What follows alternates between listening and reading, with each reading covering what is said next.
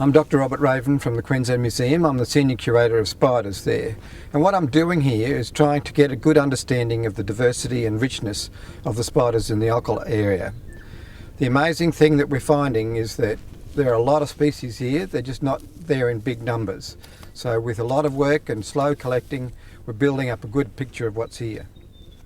Once we get the spiders, we document them, photograph them, record where they came from, and they go back to the lab. We compare them to known species, look at some very old literature, some of it 19th century or even 18th century literature, trying to figure out what species it is. And in many of the cases, we're finding that they are new species. So then the process begins of documenting the species, describing it, drawing it, and then submitting it for scientific publication. It's really great to work with the young land managers. They're really tuned into what's going on. They're very sensitive about what's going on, keeping us away from dangerous areas. And on the other hand, I'm giving them a bit of what I can feel and see what's going on with the spiders and trying to give them an understanding of what's actually driving the diversity in some of these situations, what's knocking around, what's damaging it and so forth. And then so they will know when they come to manage these things. Some of them are threatened. That what needs to be left there in place. The big trees and logs, they mustn't be burnt, they've got to be left intact as much as possible because they're a major reservoir for these kinds of animals.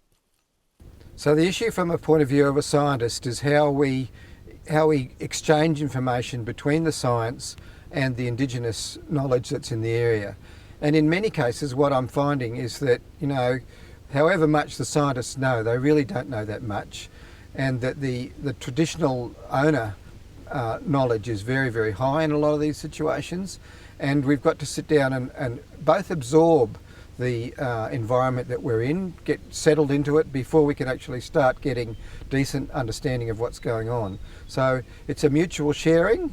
Certainly there's a strong input from the traditional owners to the science side of things, but there's also that exchange from the scientists towards the traditional owners, but in a way that they can use it and manage it rather than in a very esoteric and highly scientific loaded way, trying to build it in a way that we can get these guys to and women to understand what needs to be done, what's driving the diversity, what's holding it back, and what to watch for, the gates and the narrow passages that make the whole system work really well.